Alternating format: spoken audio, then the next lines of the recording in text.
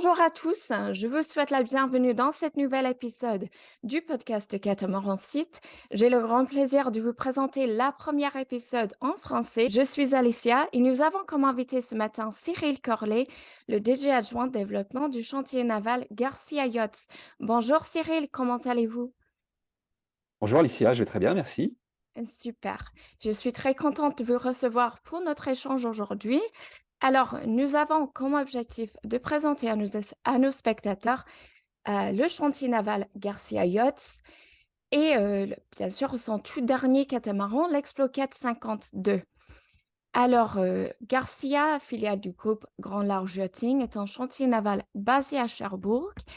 Euh, il est reconnu partout dans le monde pour son expertise dans la construction des voiliers monocoques et catamarans en aluminium destinés aux grands voyages. Donc, annoncé en 2016, l'Explo 452 a créé le buzz dans l'industrie. Et depuis son mise à l'eau en 2020, l'Explo 452 est devenu le vainqueur de la quatrième édition au salon du multicoque de la Grande Motte en 2020. Donc, pour commencer, Cyril, parlons un petit peu de vous. Combien de temps êtes-vous dans ce secteur et comment êtes-vous arrivé en poste de directeur général développement chez Garcia? Écoutez, j'ai commencé dans l'industrie nautique, quand j'étais beaucoup plus jeune puisque j'ai été, à une époque directeur du port de plaisance de Cherbourg entre 97 et 2001. C'est une industrie que j'ai quittée pendant quelques années et j'y suis revenu à la faveur d'une rencontre avec Stéphane Constance, qui est le président du groupe, en 2018, avec beaucoup de plaisir. Au départ comme responsable commercial et marketing des marques Allure Yachting et Garcia Yacht. Et puis j'occupe depuis 2 ans la fonction de directeur général adjoint développement, avec toujours cette casquette commerciale et marketing essentiellement. Donc, en fait, vous avez vécu une période très compliquée aussi pour l'industrie et bien sûr le monde en général. Je parle bien sûr de la COVID-19 qui nous a frappés tous et touché brutalement le secteur de plaisance, non seulement pour les professionnels en terre-plein, mais les mesures sanitaires mises en place par l'État ont aussi interdit aux plaisanciers d'aller en mer. Donc, quel impact a eu la COVID-19 sur l'activité de Garcia et comment avez-vous dû adapter pour gérer cet impact sur la société? Alors on est rentré effectivement à partir de 2020 dans un monde, beaucoup moins stable que celui qu'on avait connu auparavant. La Covid-19 a eu un impact très bénéfique et un impact assez négatif. D'accord. L'impact bénéfique, c'est qu'on a bénéficié, après quelques semaines ou mois de confinement, comme tous les métiers outdoor, je pense, ou une grande partie, une sorte d'envie frénétique de la part de beaucoup de gens. Donc ce besoin de liberté a généré chez nos clients une envie, sans doute de partir un peu plus loin, pour la plupart en tout cas d'avancer un projet de vie qui était parfois un peu lointain, Oui. et de le rendre plus actuel. Et donc on a connu un volume de commandes, très supérieur à ce qu'on avait l'habitude de voir. Ce qui a fait que, en tout cas pour le chantier Garcia, le carnet de commandes moyen, de 18 mois est passé à presque 36 mois à un moment. Donc ça, c'était l'effet plutôt bénéfique pour nous parce que dans une industrie, ce qui est important, c'est d'avoir de la visibilité pour Oui. pouvoir investir, pour pouvoir, créer de nouveaux modèles, pour pouvoir former nos personnels, embaucher. Et puis l'effet négatif, tout le monde l'a connu, hein, c'est qu'on a eu, des tensions sur la supply chain qui ont été, majeures. Au-delà des confinements en eux-mêmes qui ont créé quelques difficultés parce que pendant quelque temps, aller travailler était un peu un problème. Cette supply chain, elle s'est déréglée, assez durablement, pendant au moins 2 ans. On commence à revenir sur des choses plus normales. On a été obligé d'adapter, l'organisation de l'entreprise comme beaucoup, je pense, hein. On avait, 2-3 personnes, aux achats, au supply. On est 8 maintenant, par exemple. Hem, Ce qui est peut-être aussi une opportunité pour mieux être plus efficace sur ce sujet. Et puis on a eu ensuite, le sujet de l'inflation qui a touché, non seulement tous les chantiers, mais la vie en général, et qui est une bonne nouvelle pour personne puisque ça veut dire, beaucoup de négociations avec nos fournisseurs, de négociations aussi avec nos clients, et puis potentiellement des freins à l'achat aussi parce que, on est moins, enclin à acheter quand on connaît pas forcément le prix final de ce qu'on a acheté. C'est super qu'on a vu, que vous avez vu une augmentation de ventes et je pense que c'est évident que tout le monde a plus besoin du grand air, de grand espace, après avoir été, confinés, initialement connu pour, ses voiliers monocoques et en ayant déjà une gamme célébrée pour, son excellence en termes de design, de confort et de performance. Le chantier a construit son tout premier catamaran en 2015. Le SC48 s'agit d'un catamaran de 15 mètres en aluminium. Donc, quelle motivation ont mené la décision du chantier à construire des catamarans? Alors vous faites bien de dire qu'il y a eu un prédécesseur à l'Explo 452 dont on parle aujourd'hui. Donc le chantier Garcia a un peu plus de 45 ans aujourd'hui de vie et s'est spécialisé dès le début dans la construction effectivement de monocoques aluminium, pour certains en one-off, jusqu'à des tailles assez importantes de 90, voire 110 pieds. Et donc c'est autour de ça que s'est construit, peut-être, un peu la légende de Garcia sur des bateaux qui tous étaient conçus pour faire de la grande croisière et tous ont sillonné les mers du monde avec un nombre de milles nautiques, impressionnant et des destinations, dans les hautes latitudes par exemple et de très beaux voyages qui ont été faits ou qui sont faits encore aujourd'hui, heureusement par l'ensemble de nos clients.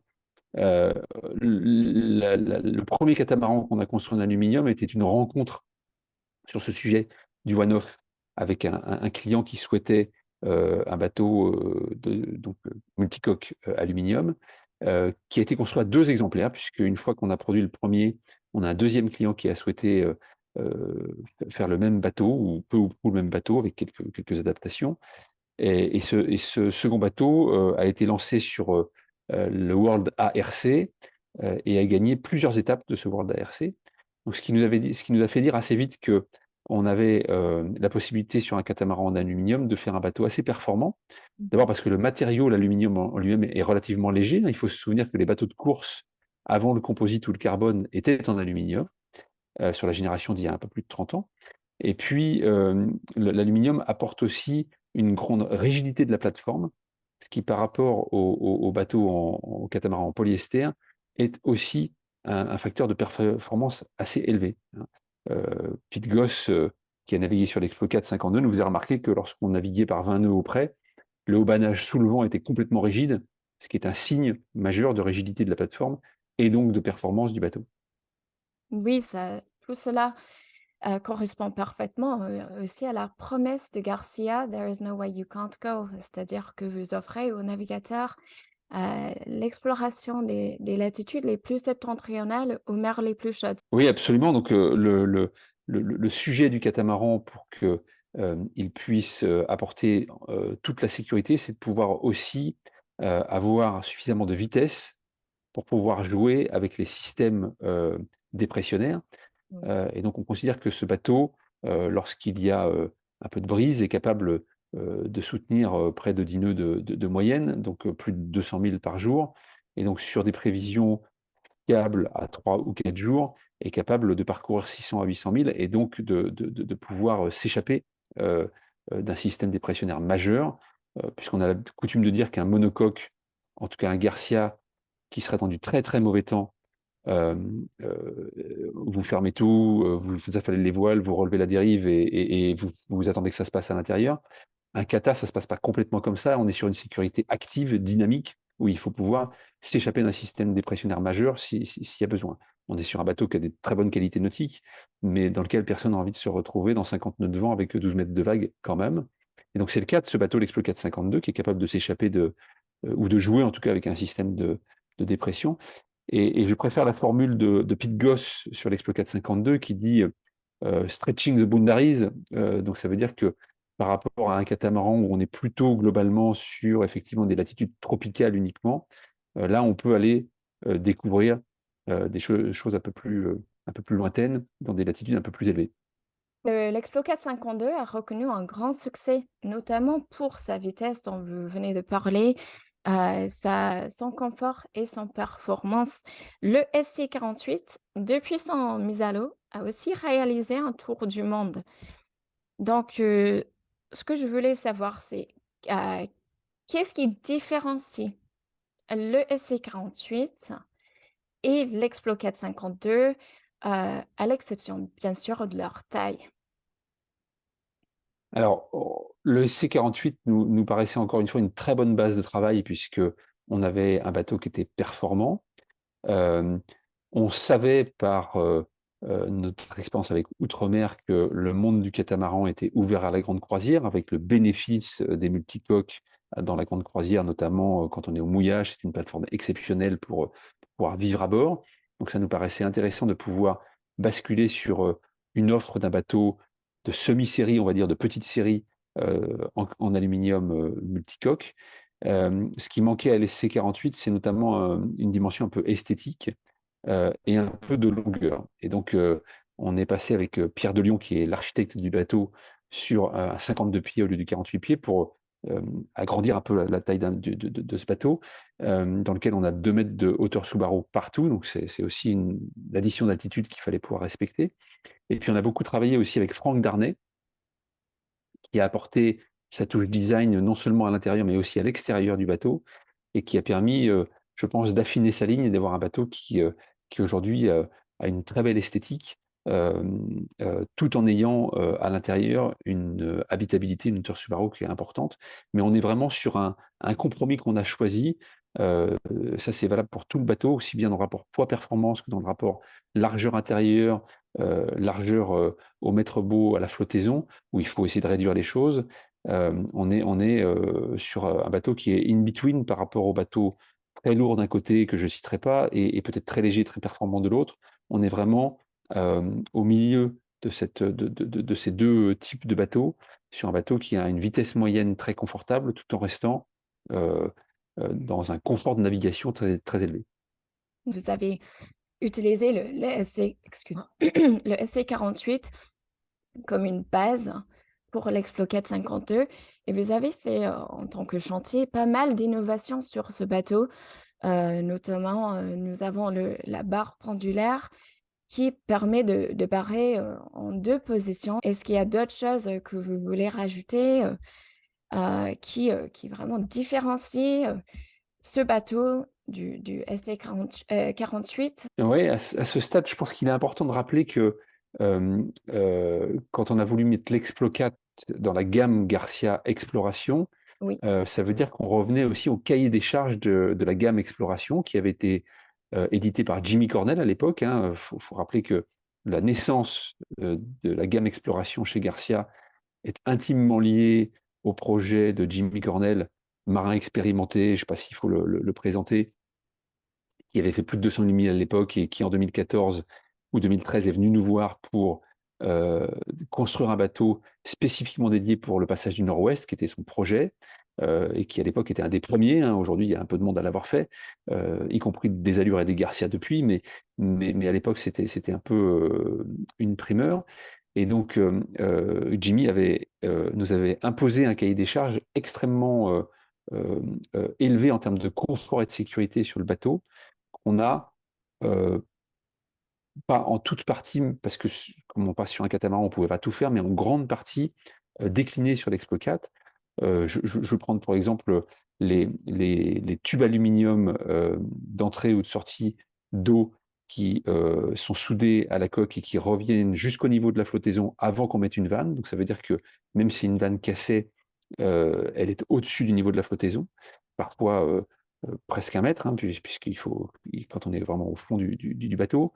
On est sur une double isolation possible, de la coque, ce qui a des avantages en termes de, confort au froid, mais aussi de confort au chaud et surtout de confort en termes de bruit intérieur, qui est très franchement diminué sur une construction, coque aluminium, double isolation. On parle de 6 centimètres, 7 centimètres pardon, d'isolation en mousse, intérieure. Hem, Cloison étanche avant, cloison étanche arrière, skeg en aluminium de protection, des hélices, Safran qui a lui-même zone sacrificielle en hauteur pour que si jamais il heurte quelque chose, il ne rentre pas dans la coque. Et même s'il rentre dans la coque, il y a cette cloison étanche arrière.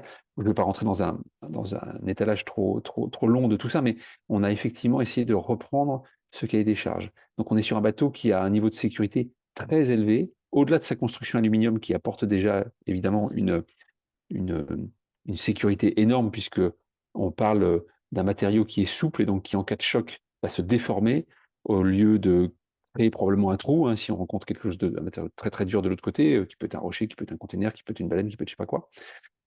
Et puis l'autre point marquant de ce bateau, je trouve, c'est aussi euh, justement cette position entre les bateaux lourds et les bateaux très légers, intermédiaires, qui en fait un bateau rapide et confortable, avec aussi un cockpit avant, qui est un point important, et surtout une porte étanche qui va vers l'avant, qui, lorsqu'on est en condition de navigation légère ou surtout au mouillage, on l'ouvre, crée une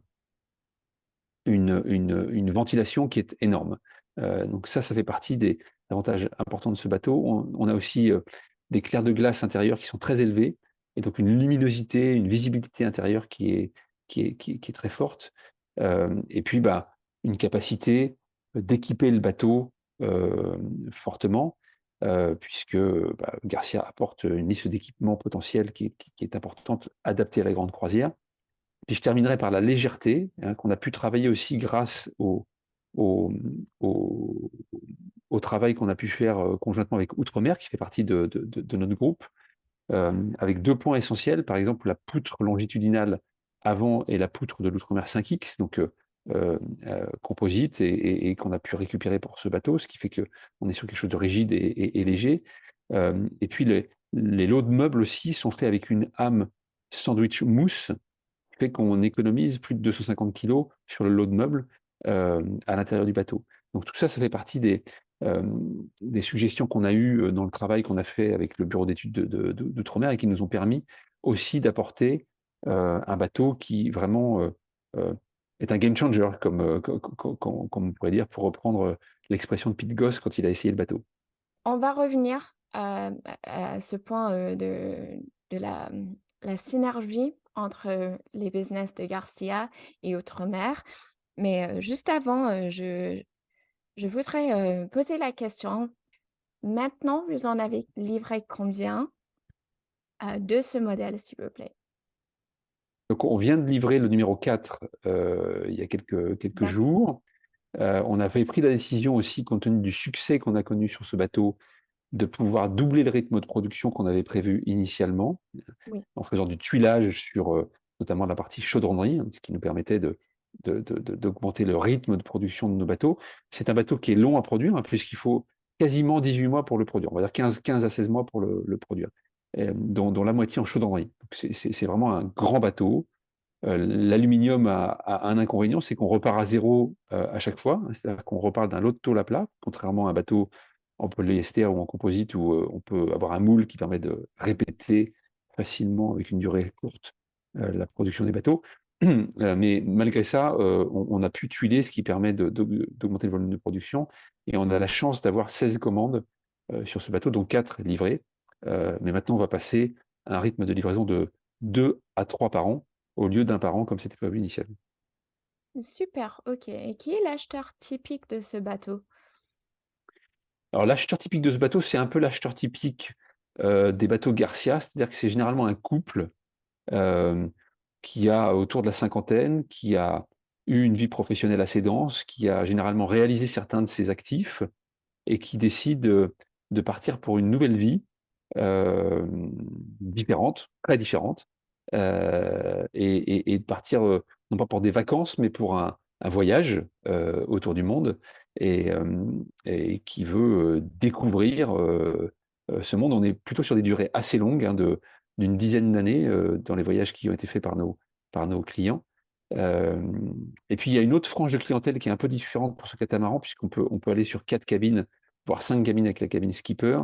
On a deux bateaux qui ont pour destination partiellement un peu de charter aussi. Est-ce qu'il y a des propriétaires qui sont déjà partis à l'aventure aux quatre coins du monde? Avec l'Expo 452, vous voulez dire? Oui. Oui, oui. Alors, le numéro 1 a été livré il y a 2 ans déjà, donc c'est un bateau qui est, déjà, monté, en Suède, Norvège une première fois, qui a fait l'Islande l'été dernier, et qui projette pour cette nouvelle saison de repartir en Suède, Norvège, en remontant cette fois-ci encore un peu plus haut. Donc ça, c'est un parcours, on va dire, déjà un peu froid.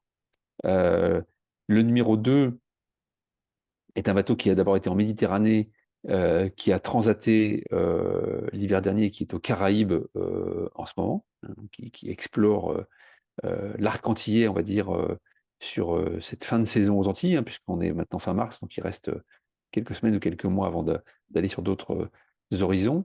Le numéro 3 est un bateau qui explore la Méditerranée et qui est basé à Dubrovnik pour le moment. Et le numéro 4 est un bateau qui, a pour, objectif, une première saison en Méditerranée aussi, puis une deuxième saison aux Caraïbes. Et puis, la suite, du propriétaire qui est un Québécois, c'est d'aller, justement, sur, différentes, navigations, un peu froid justement, donc le Saint-Laurent, le Québec, un peu au-dessus puis pour être proche de sa base, de vie, on va dire, et puis après, d'aller encore un peu plus loin, sur des programmes chauds ou froids. Ah super. Donc ça, c'est du vrai marketing, je trouve, hein, de montrer que ce bateau est vraiment, il est capable de faire le grand voyage. Et Donc il est capable et nos clients sont capables de le faire aussi puisqu'ils ah ça, ils c'est le font vraiment important derrière. aussi. Oui. Donc on va revenir, au point, dont vous avez parlé, juste avant, la synergie entre les business, outre-mer et Garcia. À quel point les 2 sociétés, travaillent-ils ensemble?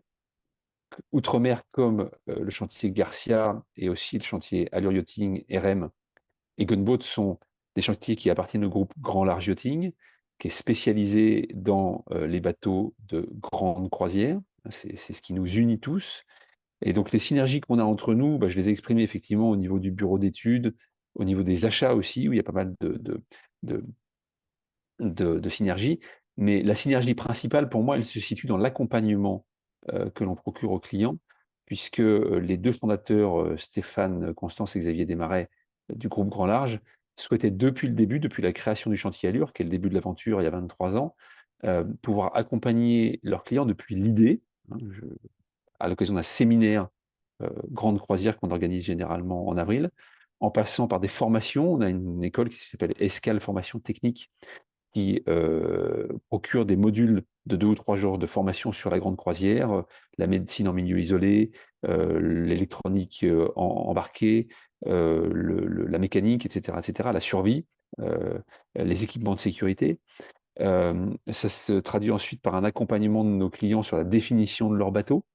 Puis à la livraison, il y a toute un accompagnement sur, la formation à leur propre bateau, puis, la garantie, le SAV de leur bateau. On a le Grand Large World Rally, qui permet à des clients, qui souhaitent avoir, un projet un peu accompagné, de s'inscrire dans un rallye de 3 ans autour du monde. Heu, le premier est parti en novembre 2021, le suivant partira en novembre 2025, avec soit une option de faire un rallye entier autour du monde, soit une option de faire quelques boucles atlantiques ou autres, derrière. Et puis on va jusqu'à refiter le bateau en fin de voyage au bout de 10 ou 12 ans et aider à le revendre via du brokerage, sur le marché de l'occasion. Donc c'est vraiment un accompagnement complet qui est commun aux 5 marques, et qui je pense, nous démarque franchement puisqu'on peut accueillir aussi bien un propriétaire ultra expérimenté qui a déjà fait un voire 2 tours du monde et qui veut, aller, sur un projet, extrêmement technique, en Antarctique ou en Arctique. Tout comme on peut accompagner quelqu'un qui a une envie, très, viscérale de faire ce projet de grand voyage, mais qui n'a aucune compétence nautique parce que pendant 30 ans de sa vie, il a travaillé comme un fou et qu'il a pu simplement, aller 2 fois, en location, aux Antilles, pour s'échapper, d'une vie professionnelle très dense. Et on a tout le parcours d'accompagnement qui permettra d'avoir, au moment de la livraison, un marin suffisamment expérimenté pour démarrer son voyage et puis tranquillement, prendre en main son bateau et continuer sa route sur un voyage qui fera 5 ou 10 ans et dans lequel il ira probablement aussi à un moment ou à un autre, une fois que le soleil, l'aura trop, caresser, aller voir un peu, quelques icebergs, au Groenland, de voir plus loin. Je pense que c'est génial que vous avez, la possibilité, de en fait, c'est pas que vous avez la possibilité, c'est le fait que vous avez travaillé pour avoir ces 5 marques, pour, vraiment, suivre le client dès le début jusqu'à la fin. Donc c'est une qualité, excellente pour Garcia, je trouve. Maintenant, je voudrais vous poser la question de comment définissez-vous la différence entre les catamarans en aluminium, face aux catamarans en fibre de verre, polyester? Et qu'est-ce qui rend un catamaran en aluminium plus convenable, pour un catamaran à la place du polyester, comme, ceux d'outre-mer?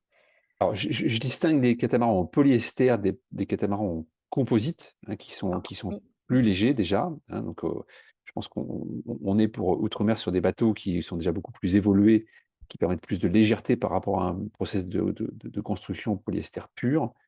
Hem et ce qui distingue à mon avis, un catamaran de grande croisière, c'est aussi ses capacités d'emport, son range. Hem, donc on considère qu'un bateau de grande croisière doit pouvoir faire au moteur, 6 à 7 jours, hem, pour avoir un range, si à un moment il y a pas de vent du tout, assez loin, y compris d'ailleurs en pouvant chauffer le bateau, puisque quand on est dans les hautes latitudes, généralement on est en zone où, on est plutôt anticyclonique. C'est pour ça qu'on voit beaucoup de photos dans les hautes latitudes avec, un grand soleil généreux, pas chaud, mais généreux, hein, puisque entre quelques dépressions qui passent, il y a quand même généralement plutôt des longues périodes de beau temps et généralement on navigue plutôt au moteur puisque, il faut pouvoir éviter, l'ensemble des glaçons qui sont autour de nous.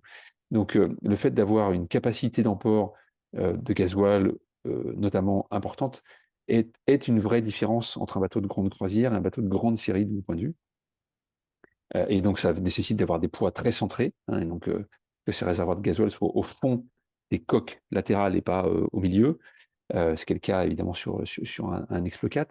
Hem, Puis ensuite la différence entre un catamaran en polyester et un catamaran aluminium, en ce qui me concerne, c'est la résistance au choc, hein. Encore une fois, l'aluminium est un matériau qui est souple et donc qui va se déformer, un peu comme une carrosserie de voiture, s'il y a un choc et qui fera une bosse et pas un trou. Donc c'est la différence entre un problème, si on a une bosse, et un cauchemar si on a une voie d'eau à bord. Donc je pense que ça se situe là, l'essentielle différence, sachant que, hem, en grand voyage, on peut rencontrer évidemment ce qu'on appelle des ovnis en mer, hein, donc containers, baleines, et cetera. Mais il faut aussi savoir qu'on est sur des zones qui sont parfois peu ou mal cartographiées. Donc le fait de toucher n'est évidemment pas conseillé, mais est quelque chose qui peut rentrer dans le voyage, parce que, on est sur des zones, encore une fois, où les choses sont moins, hem, sûres que, par exemple, en Europe où la cartographie est généralement très, très bonne. Et puis quand on rentre dans un lagon, il y a généralement assez peu d'eau, on parle de 2 à 3 mètres avec des patates de corail. Heu, Évidemment, il est conseillé de rentrer dedans quand on a une bonne visibilité, pas le soleil en face par exemple, mais malgré ça, il peut y avoir des moments où, on touche et donc toucher avec un cata aluminium n'est pas conseillé, mais se passera globalement plutôt bien si on ne le fait pas à trop grande vitesse. Avec un cata en polyester, ça sera, vite un très gros problème.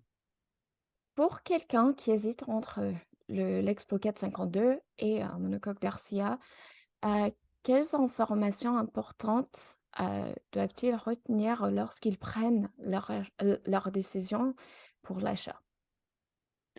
Et ça, c'est un gros débat sur lequel on pourrait passer, une bonne journée, je pense. Généralement, nos clients, quand ils arrivent, sont assez convaincus, ont déjà fait leur cheminement sur, le choix entre un catamaran et un monocoque. Il y a plusieurs points qui sont à prendre en compte. Le premier, c'est le programme évidemment, hein, qu'est-ce que je veux faire avec mon bateau? Qui est assez déterminant dans un choix de bateau au sens large du terme. Le second, c'est le mode de vie. Heu et ce qu'on accepte ou pas, sur un bateau.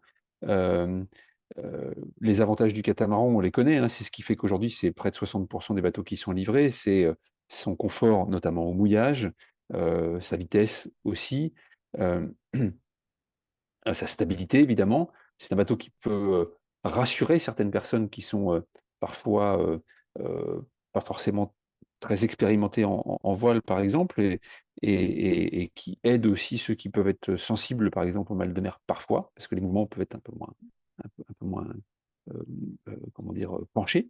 Le mode de vie aussi et à la gîte du monocoque peut parfois repousser certaines personnes. Et pour moi, les avantages du monocoque aussi, c'est que, on a un niveau de sécurité, à mon avis, supérieur si jamais on se retrouve dans une mer très, très formée, puisqu'encore une fois, on peut, heu, affaler toutes les voiles, fermer le bateau, se mettre à la cape ou ensuite relever la dérive et dans ce cas-là, heu, attendre ce qui se passe.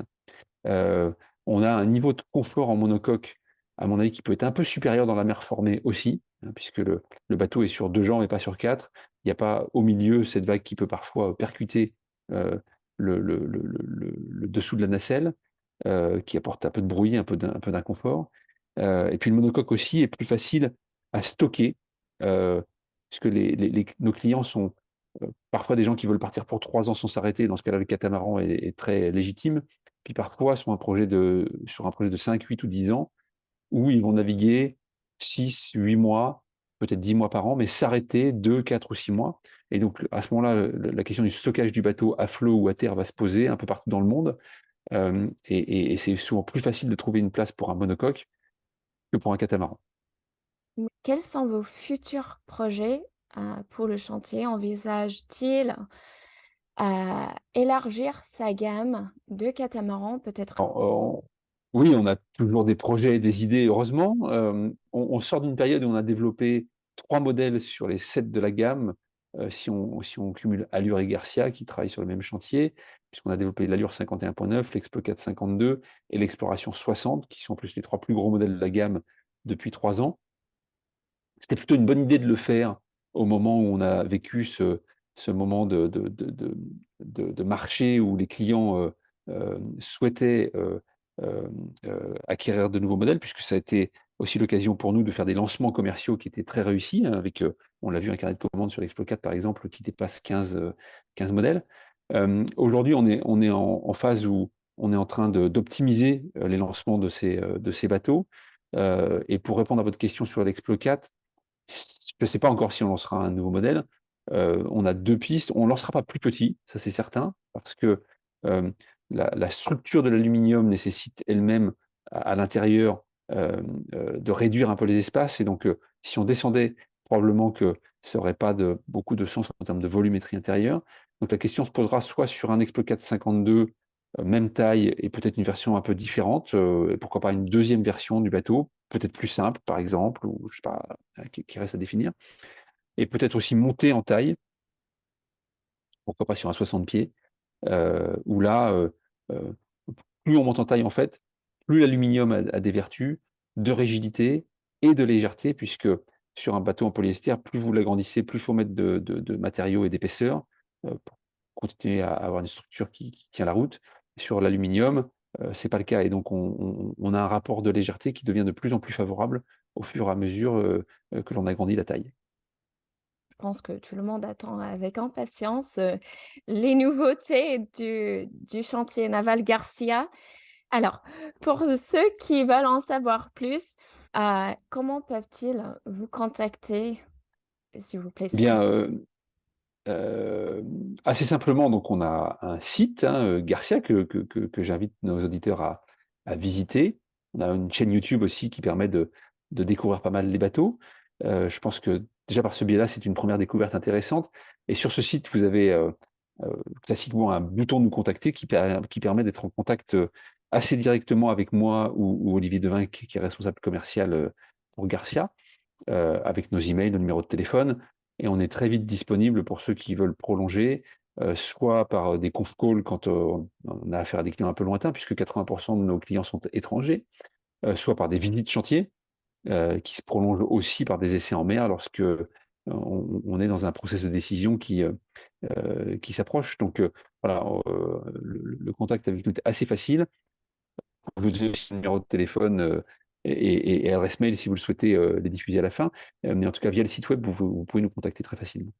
Super et merci bien et Merci. bonne journée à vous Cyril. Merci Alicia, bonne journée également. Merci.